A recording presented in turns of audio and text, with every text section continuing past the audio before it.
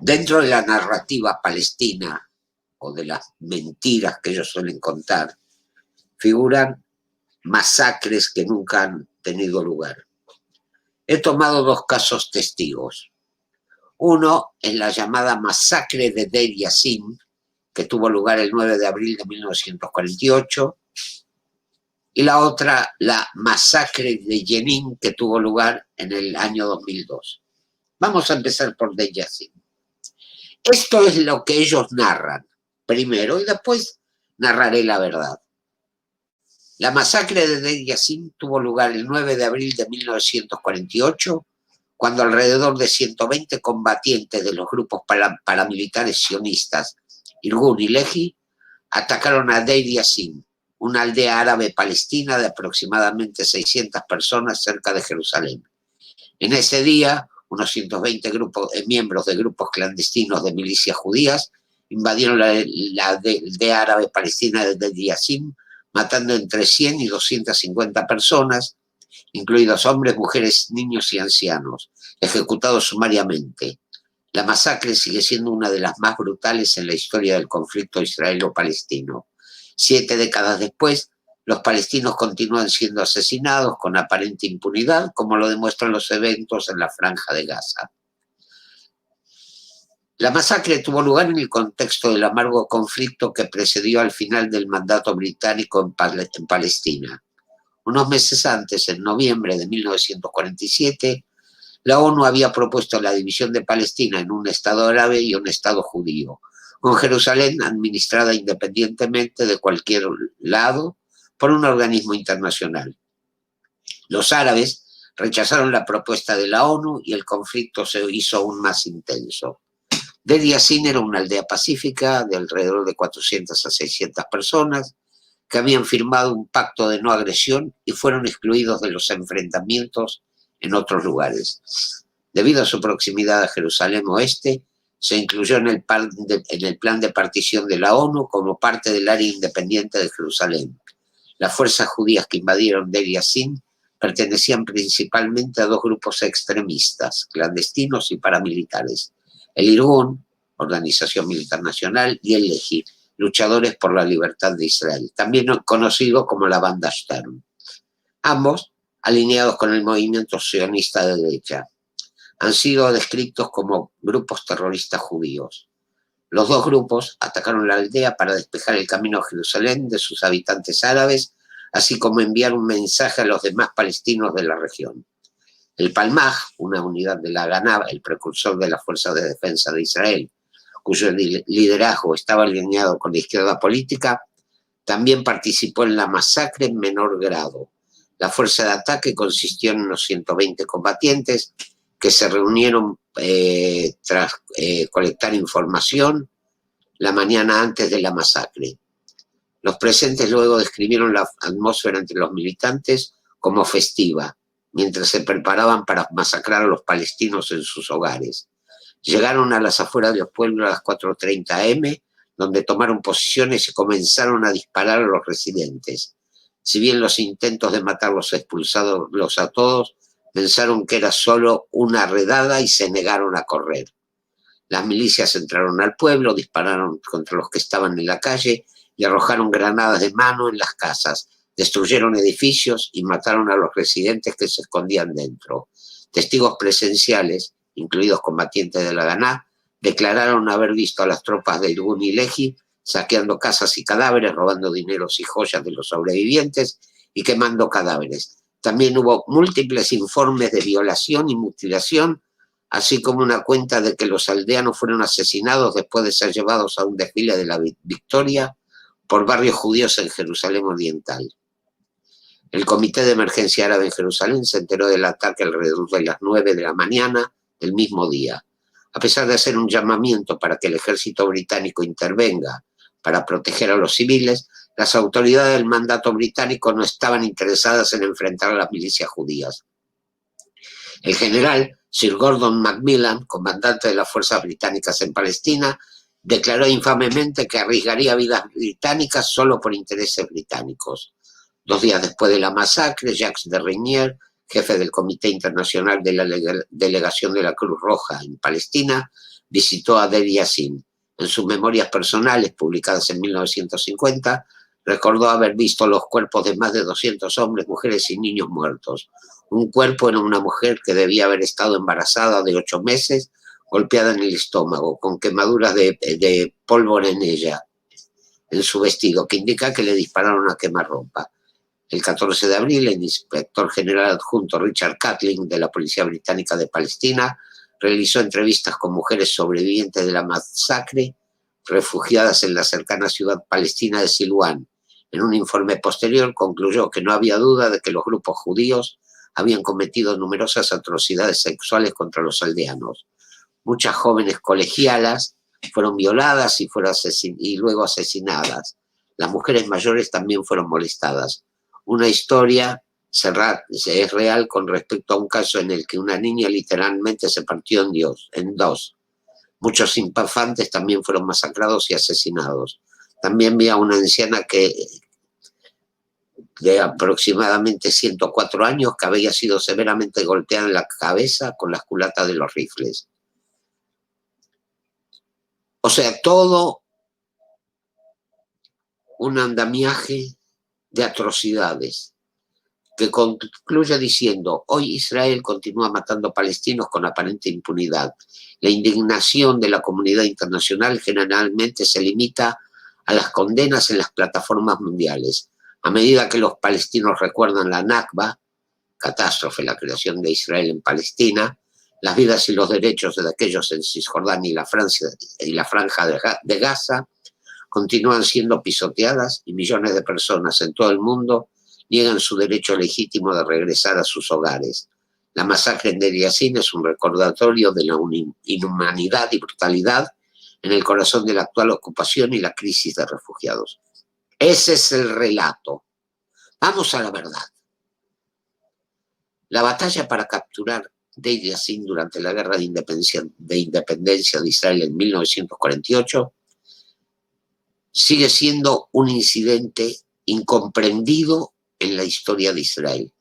Durante la batalla lanzada por el Irgun murieron aproximadamente 100 árabes. Vamos a los antecedentes.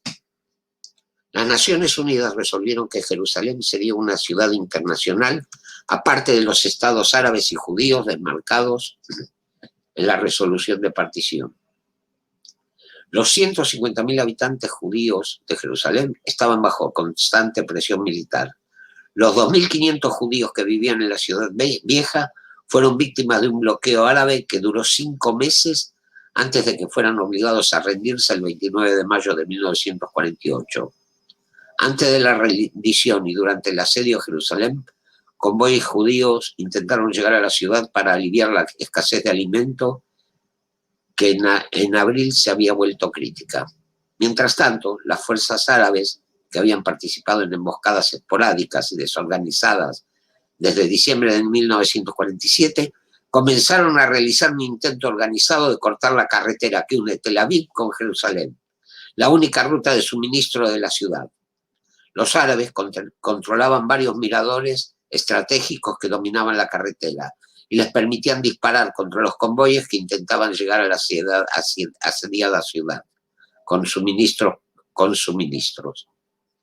Deir Yassin estaba situado en una colina a unos 2.600 pies de altura, que dominaba una amplia vista de los alrededores y estaba ubicada a menos de 1 milla de los suburbios de Jerusalén.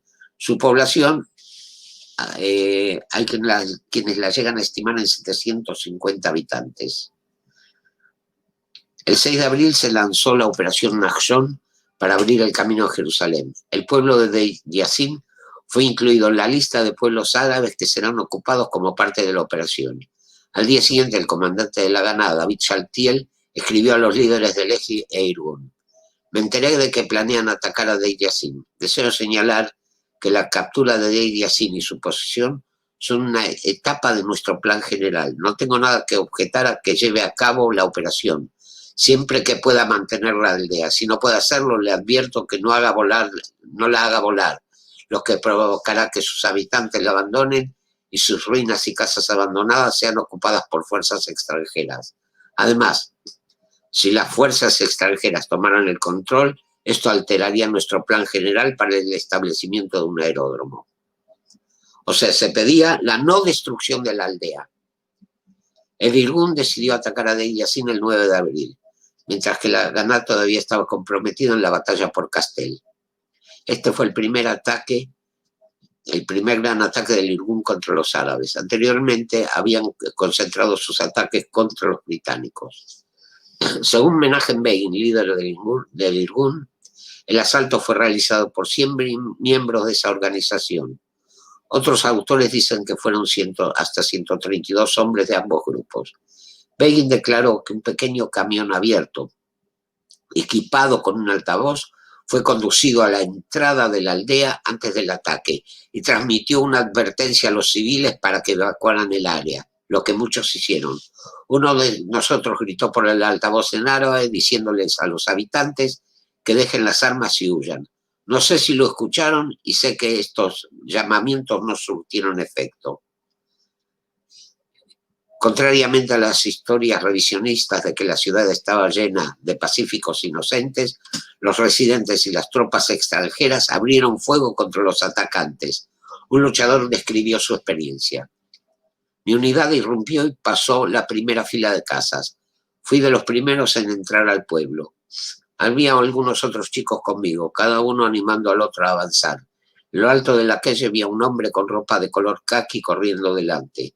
Pensé que era uno de los nuestros. Corrí tras él y le dije, avanza a esa casa.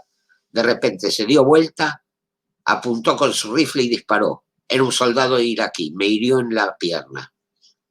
La batalla fue feroz y duró varias horas, en parte porque los atacantes estaban mal entrenados, desorganizados, carecían de inteligencia confiable y no tenían ni idea de qué hacer con los prisioneros. El Irgun sufrió 41 bajas. Al menos un miembro del Lehi, Amos Keinan, murió por fuego enemigo. Sorprendentemente, después de la masacre, entre comillas, el Irgun escoltó a un representante de la Cruz Roja por la ciudad y celebró una conferencia de prensa. La descripción posterior de la batalla del New York Times fue esencialmente la misma que la de Begin. El Times dijo que más de 200 árabes fueron muertos, 40 capturados y 70 mujeres y niños fueron liberados. En el informe no apareció ningún indicio de masacre. Paradójicamente, los judíos dicen que alrededor de 250 de los 400 habitantes de la aldea fueron muertos, mientras que los sobrevivientes árabes dicen que solo 110. O sea, había discrepancia entre los árabes sobrevivientes y los atacantes en ese momento. Un estudio de la Universidad Beit Zayt, basado en discusiones con cada familia de la aldea, llegó a una cifra de 107 civiles árabes muertos y 2 heridos, además de 13 combatientes. Evidencia de que el número de muertos fue menor de lo que se afirma que el pueblo tenía tropas allí. Otras fuentes árabes han sugerido posteriormente que el número puede haber sido incluso menor. En 2017, el académico israelí Eliezer Tauber publicó un estudio exhaustivo de las bajas y encontró que un total de 101 personas murieron, 61 en combates, de ellos 24 combatientes armados y el resto de familiares que estaban con ellos, los clásicos escudos humanos. De hecho, los atacantes dejaron abierto un corredor de escape del pueblo y más de 200 residentes salieron ilesos. Por ejemplo, a las 9:30 am, unas 5 horas después de que comenzaran los combates, Lehi evacuó a 40 ancianos, mujeres y niños en camiones y los llevó a una base en Sheikh Badr. Más tarde, los árabes fueron llevados a Jerusalén Este y otra fuente dice que se llevaron a 70 mujeres y niños y los entregaron a los británicos. Si la intención fuera masacrar a los habitantes, nadie habría sido evacuado. Cualquier asesinato intencional de niños o mujeres es completamente injustificado. Sin embargo, al menos algunas de las mujeres asesinadas se convirtieron en objetivos debido a que los hombres intentaron disfrazarse de mujeres. El comandante del Irgun informó, por ejemplo, que los atacantes encontraron hombres vestidos de mujer y por eso comenzaron a disparar a las mujeres que no se apresuraron a bajar al lugar designado para la recogida de los presos. Se cuenta otra historia de un miembro de la Haganah que escuchó a un grupo de árabes de Deir Yassin que dijo que los judíos descubrieron que los guerreros árabes se habían disfrazado de mujeres. Los judíos también registraron a las mujeres. Una de las personas que estaba siendo revisada se dio cuenta de que habían sido capturados, sacó una pistola y disparó al comandante judío. Contrariamente a las afirmaciones de los propagandistas árabes en ese momento y algunos desde entonces, nunca se ha presentado evidencia de que alguna mujer haya sido violada. Por el contrario, todos los aldeanos entrevistados han negado estas acusaciones. Como muchas de las afirmaciones, esta fue una táctica de propaganda deliberada, pero que resultó contraproducente. Hassan Nusseibeh, quien trabajó para Palestina Broadcasting Service en 1948, admitió que Hussein Khalidi, un líder árabe palestino, le dijo que fabricara las acusaciones de atrocidad. Abu Mahmoud, un residente de Deir Yassin en 1948, le dijo a Khalidi que no hubo violación, pero Khalidi respondió: tenemos que decir esto para que los ejércitos árabes vengan a liberar a Palestina de los judíos. Nusseibeh le dijo a la BBC 50 años después: ese fue nuestro mayor error. No nos dimos cuenta de cómo reaccionaría nuestra gente. Tan pronto como se enteraron de que las mujeres habían sido violadas en Deir Yassin, los palestinos huyeron aterrorizados, inclusive antes de que llegara un solo combatiente judío. El Alto Comité Árabe esperaba que los informes exagerados sobre una masacre en Deir Yassin conmocionarían a la población de los países árabes para presionar a sus gobiernos para que intervinieran en Palestina. En cambio, el impacto inmediato fue estimular un nuevo éxodo palestino. Solo 4 días después de que se publicaron los informes de Deir Yassin, una fuerza árabe tendió una emboscada a un convoy judío en el camino al hospital Adasa, matando a 77 judíos, incluidos médicos, enfermeras, pacientes y el director del hospital. Otras 23 personas resultaron heridas. Esta masacre atrajo poca atención y nunca es mencionada por aquellos que se apresuran a mencionar a Deir Yassin. Además, a pesar de ataques como este contra la comunidad judía en Palestina, en los que más de 500 judíos fueron asesinados, solo en los primeros 4 meses de la decisión de partición, los judíos no huyeron. Los palestinos sabían, a pesar de su retórica en sentido contrario, que los judíos no estaban tratando de aniquilarlos. De lo contrario, no se les habría permitido evacuar Tiberíades, Haifa o cualquiera de las otras ciudades capturadas por los judíos. Además, los palestinos podrían encontrar refugio en estados cercanos. Los judíos, sin embargo, no tenían a dónde huir si quisieran. Estaban dispuestos a luchar a muerte por su país. Llegó a eso para mucho, porque los árabes estaban interesados en aniquilar a los judíos, como el secretario general de la Liga Árabe, Hassan Pasha, dejó claro en una entrevista con el periódico egipcio Akhbar al-Yom, antes de la guerra, 11 de octubre de 1947. Será una guerra de aniquilación, será una masacre trascendental en la historia de la que se hablará como las masacres de los mongoles o las cruzadas. Las referencias a Deir Yassin han seguido siendo un elemento básico para la propaganda anti-israelí durante décadas, porque el incidente fue único. Y este es el otro mito. En el año 2002, el ejército israelí arrasó con el campamento de refugiados de la ciudad de Jenin, asesinando a decenas de palestinos. Se cometieron atrocidades. Se negó el ingreso de la comisión investigadora del Consejo de Seguridad de las Naciones Unidas. Pero la gente sigue allí sin olvido y donde la resistencia es todavía una opción. El ejército israelí bombardeó y asaltó el campo de refugiados de Jenin durante más de 10 días. Esto fue parte de la denominada Operación Escudo Defensivo de Israel, durante la cual se envió tropas al corazón de las 6 principales ciudades de Cisjordania ocupada, pueblos y campos de refugiados de los alrededores que estaban supuestamente bajo control de la autoridad palestina. En un informe sobre la masacre, las Naciones Unidas llegó a la conclusión de que el ejército israelí asesinó a decenas de palestinos en un campamento de solo 0.4 kilómetros cuadrados y que albergaba cerca de 15.000 personas. Después del asalto, un largo debate tuvo lugar sobre el número de víctimas. En los estragos inmediatos que reinaban en el campamento, se pensaba que los números eran muy altos. Israel prohibió a los miembros de una comisión de investigación encargada por el Consejo de Seguridad de la ONU realizar una investigación, pero un informe posterior elaborado por el secretario general llegó a la conclusión de que al menos 52 palestinos murieron en el campamento de refugiados de Jenin. En todas las operaciones murieron casi 500 palestinos y otros 1.500 fueron heridos en el curso del asalto israelí en Cisjordania entre marzo y mayo de 2002. Sin embargo, no fueron solo los números implicados que conmocionó al mundo en ese tiempo, también la naturaleza del brutal asalto israelí que no tiene precedentes incluso en la dura historia de la ocupación. Esta brutalidad se aprecia mejor cuando se visita el campamento. Este concurrido barrio fue atacado desde el aire por helicópteros de combate, bombardeado por tanques desde las colinas e invadido por monstruosos vehículos, un tanque híbrido y una niveladora israelí Azarit, apodada La Brutal, que aplastaba las casas convirtiendo los callejones en carreteras a través de la cual podían pasar los tanques.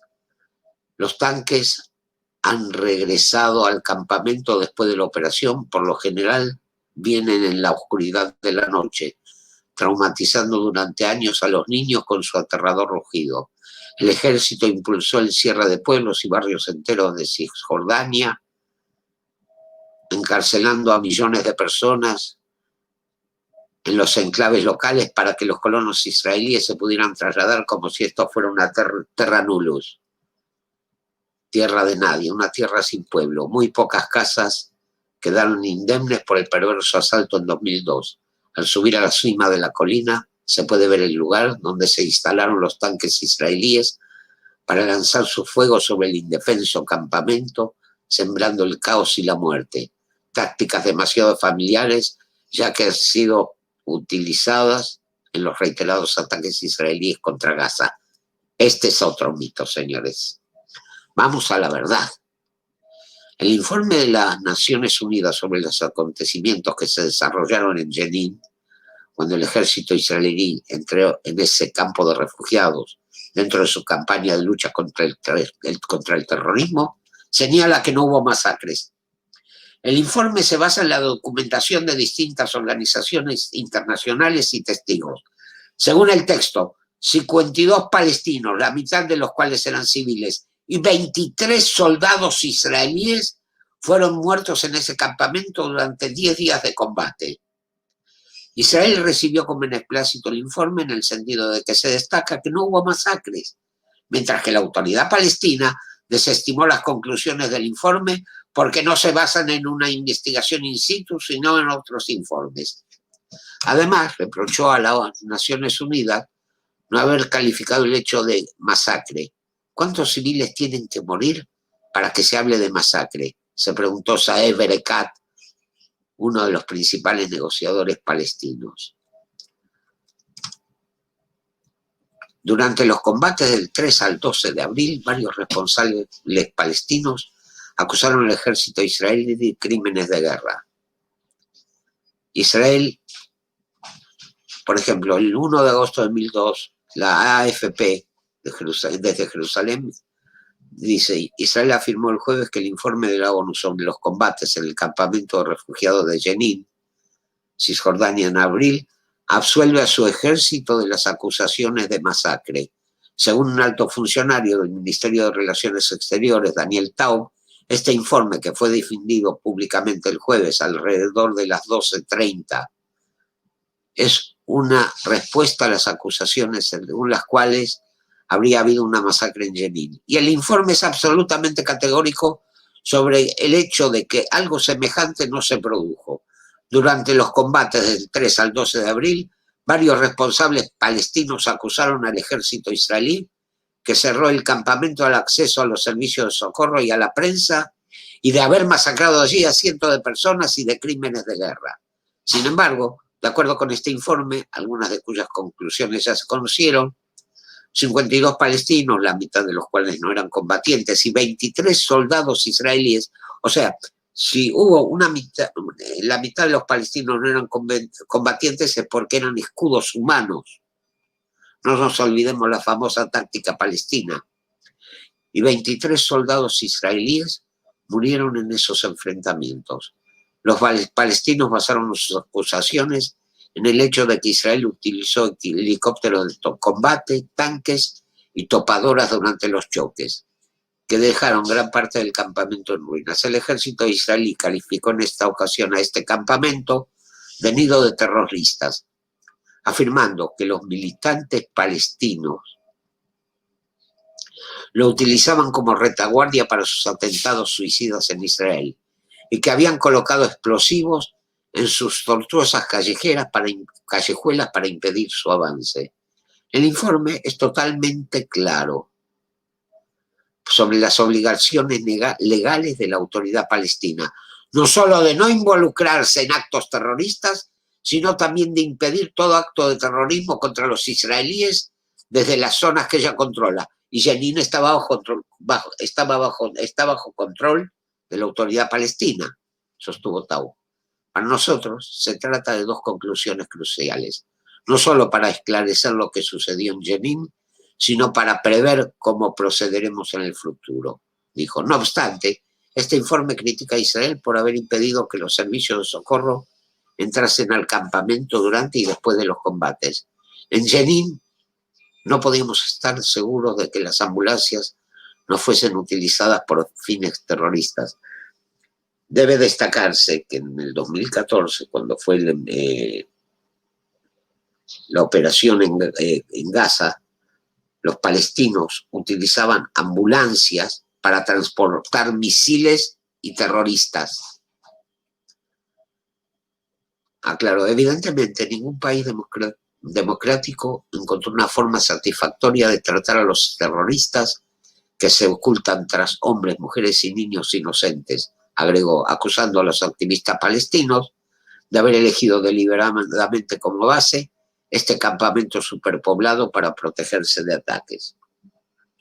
Como vemos, dos mitos de masacres que son símbolos de todas las acusaciones de masacre contra Israel, basados en mentiras y deformaciones de la realidad.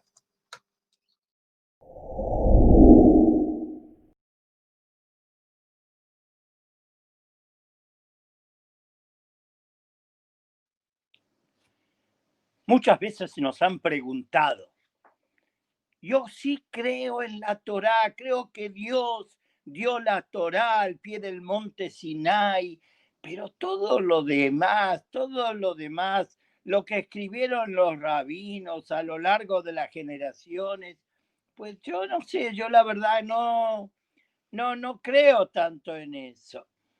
Y quien así lo afirma, la verdad es que manifiesta un desconocimiento absoluto de lo que es el judaísmo.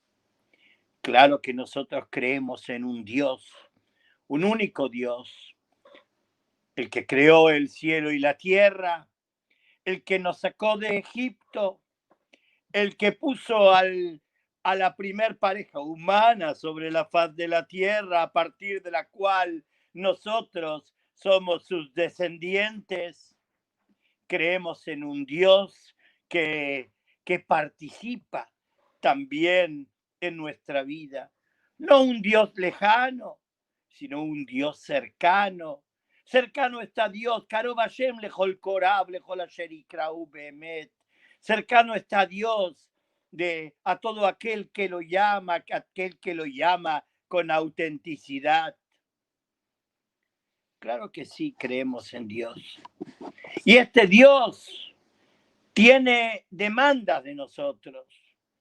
No estamos en el mundo para nada. Estamos en el mundo para hacer.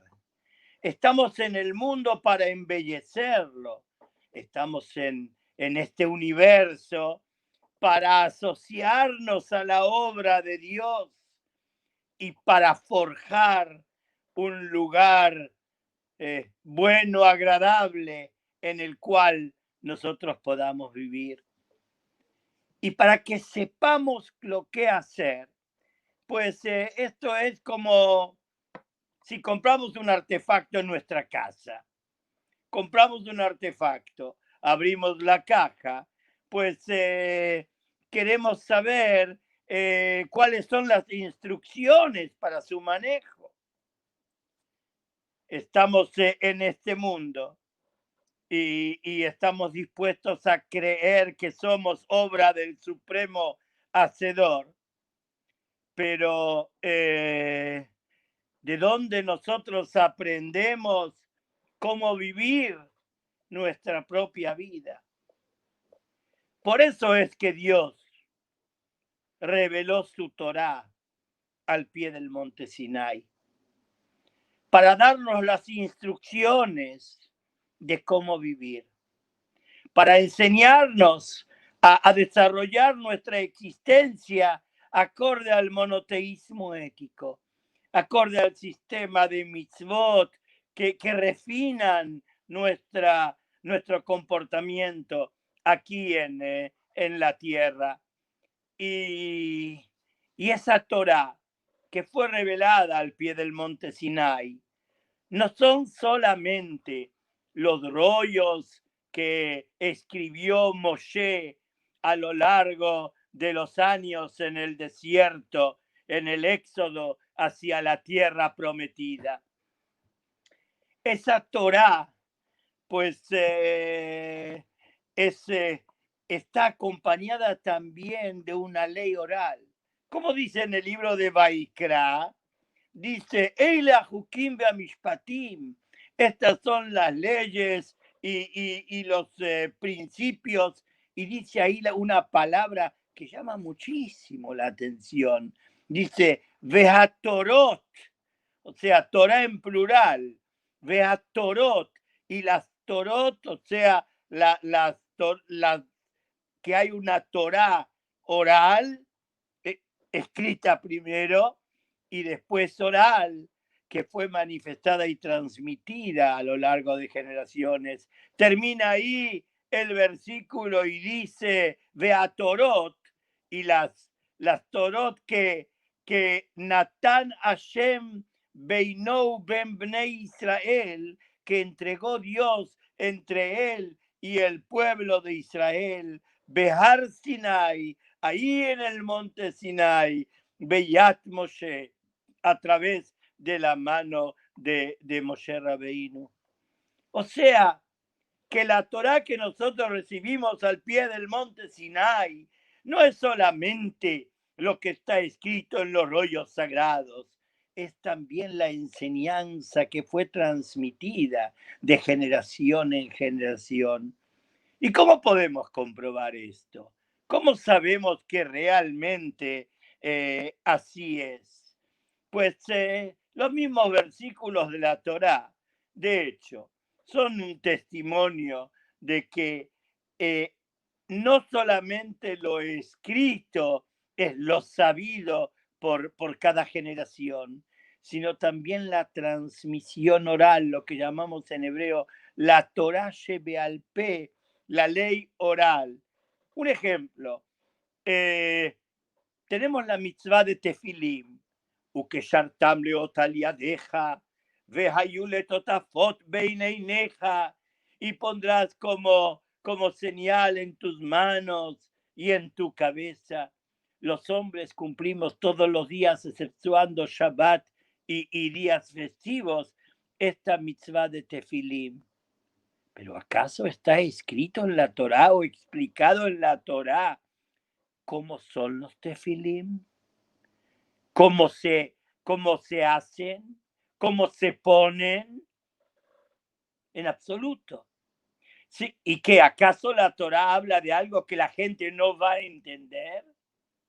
Por cierto, que la gente sabía que hay normas que son alajá le Moshe Sinai, que son leyes que fueron dadas a Moisés en el monte Sinai, y de allí sabían cómo eran los tefilim, cómo debían hacerse, cómo debían ponerse, etcétera, etcétera. En las leyes de divorcio. La ley dice, la Torah dice, Benatán beyadas sefer kritut, y habrá de dar el hombre que quiere divorciarse de su mujer y su mujer de su esposo, el hombre habrá de entregar un Sefer Kritut. Está escrito en la Torá. ¿Qué es el Sefer Kritut? No.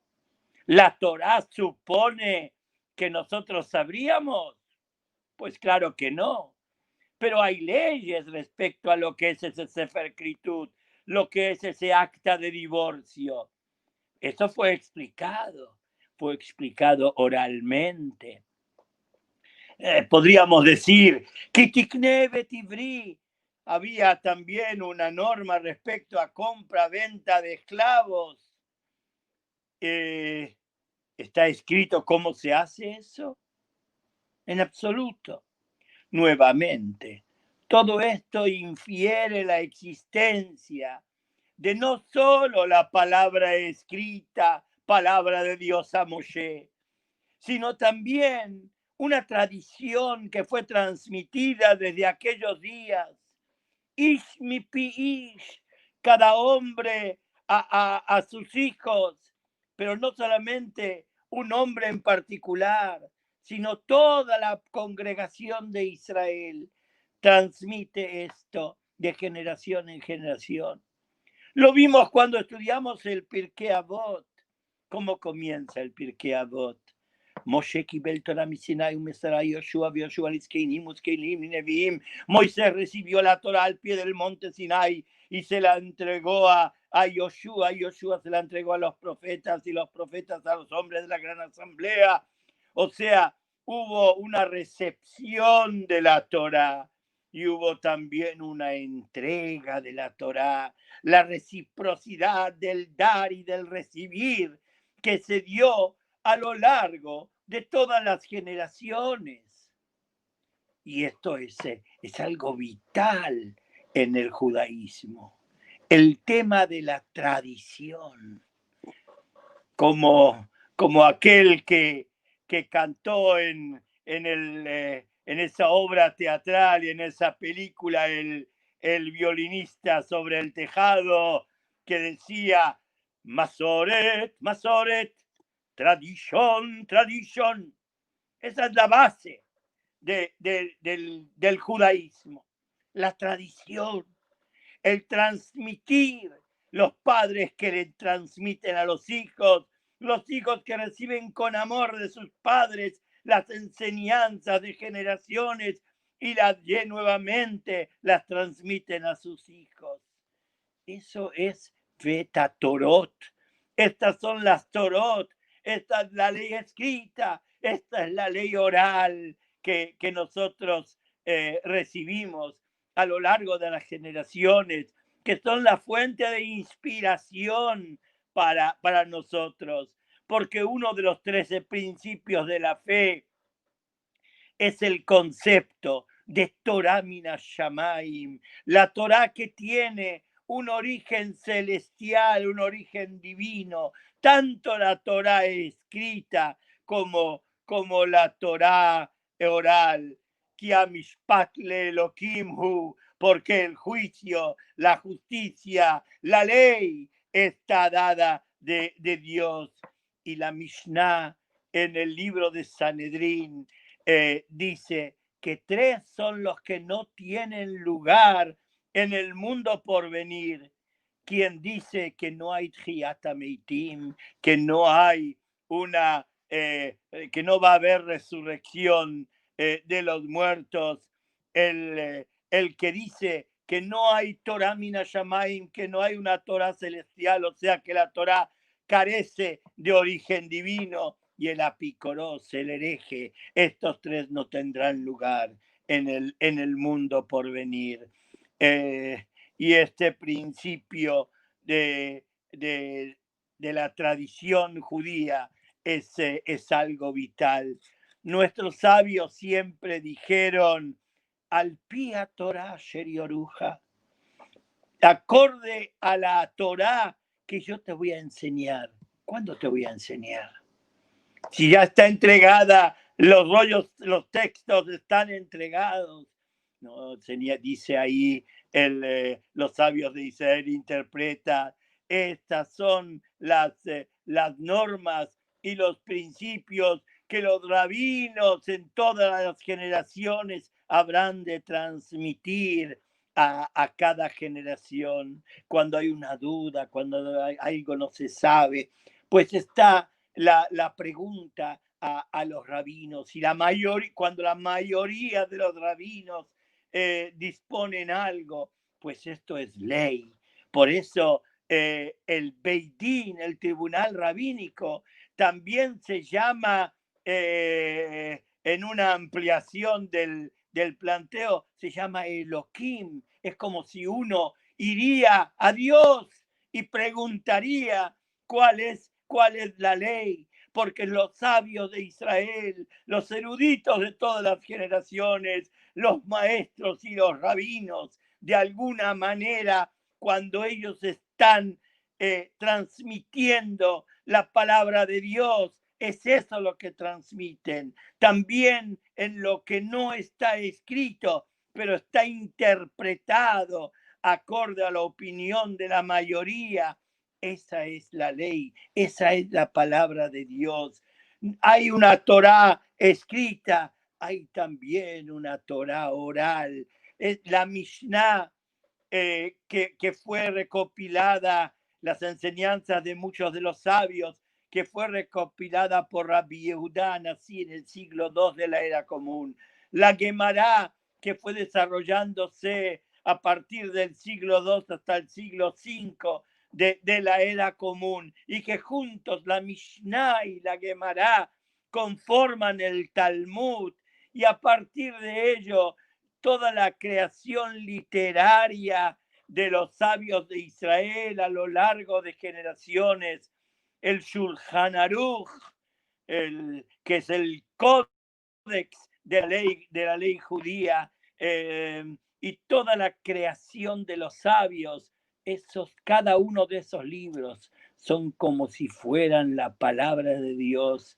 Es la ley oral que fue escrita, que es desarrollada en forma constante. Por eso la halajá, la ley judía, viene de la raíz hebrea haloch, que significa caminar. O sea, la ley judía es dinámica, es algo que constantemente está en desarrollo. La palabra de Dios adquiere relevancia porque de hecho se confronta con las preguntas existenciales que cada generación trae consigo. Eso es la ley oral. Cuando alguno de ustedes le pregunta al rabino, dígame, ¿y cuál es la ley? Pues las palabras del rabino es como si serían un eco de la experiencia al pie del monte Sinai, y no debemos apartarnos de ello ni a la izquierda ni a la derecha. Y la experiencia al pie del monte Sinai. ¡Wow! ¡Qué experiencia tuvo el pueblo judío! 600,000 judíos al pie del monte Sinai escucharon la palabra de Dios, escucharon la voz de Dios. Yo soy el Señor que te sacó de la tierra de Egipto, de la casa de la esclavitud. No tendrás otros dioses delante de mí. Cada uno de estos mandamientos fueron escuchados allí por todas las tribus de Israel. ¡Qué testimonio extraordinario entregaron ellos a las generaciones posteriores! Fue un testimonio donde todos estuvieron presentes. Fíjense, hay una diferencia vital entre el judaísmo y otras religiones. En otras religiones, las revelaciones proféticas, tanto en la cristiandad como en el Islam, sostienen que sus enseñanzas fueron entregadas por una persona o quizás por un muy pequeño grupo de gente. Pero en el caso de la Torá, en el caso de la Torá, la nación entera, el pueblo de Israel todo estuvo presente, reunido especialmente para presenciar los sublimes acontecimientos que habrán de suceder, que sucedieron en el monte Sinai. Ni el cristianismo, ni el islam impugnaron nunca la validez de lo ocurrido en el monte Sinai. Por el contrario, lo han invocado como prueba convincente de la existencia de Dios y de su dominio sobre el mundo. El otorgamiento de la Torá a Israel es el hecho más aceptado por todas las religiones de Occidente, a las que pertenecen mucho más de 1.000 millones de personas que representan la gran mayoría del mundo civilizado, con excepción de los países, de otros países. Toda la ética occidental se apoya en los fundamentos cuya autoridad procede de la Torá recibida a través de Moisés en el monte Sinai. La razón por la cual la revelación en el monte Sinai es aceptada por todas las religiones es que ella satisface todos los criterios de un auténtico acontecimiento histórico, además de ser más milagroso y de infundir un temor reverencial más que cualquier otro suceso histórico. Un hecho atestiguado por cientos de miles de personas no puede ser ficticio. La revelación en el monte Sinai fue presenciada por 600.000 hombres, tal como lo cité, y muchas veces Moisés puso de relieve este hecho, no dando lugar a la menor duda cuando proclama que el pacto fue hecho con nosotros, con todos los que estamos aquí hoy, y agregaron después también los que no estuvieron allí. Y así decimos nosotros que no solamente los hijos de Israel que estuvieron al pie del Sinai, aquellos de la generación del desierto, sino también todas las almas judías de todas las generaciones, y no solamente las almas judías, sino aquellas almas de las personas que a lo largo de los tiempos se habrán de sumar al pueblo de Israel. También ellas estuvieron al pie del Sinai. Una sola ley, la Torá escrita y la Torá oral, que conforman una unidad. Esa es la voluntad de Dios revelada. Esa es la enseñanza que marcó los pasos del pueblo de Israel. Y la Torá celestial es una manera de decir que el origen de la Torá no puede ser un origen humano, que tiene mucho de lo celestial. Así lo afirmaron los filósofos judíos en todos los tiempos, y ese testimonio que recibimos es el que nos habla de la ley, que es palabra de Dios a Moisés y a todo el pueblo de Israel. La Torá escrita y la Torá oral son una sola unidad, y las palabras de los maestros y los rabinos a través de las generaciones son un eco de todos aquellos que estuvimos al pie del monte Sinai. Queridos amigos, bendiciones desde Jerusalén.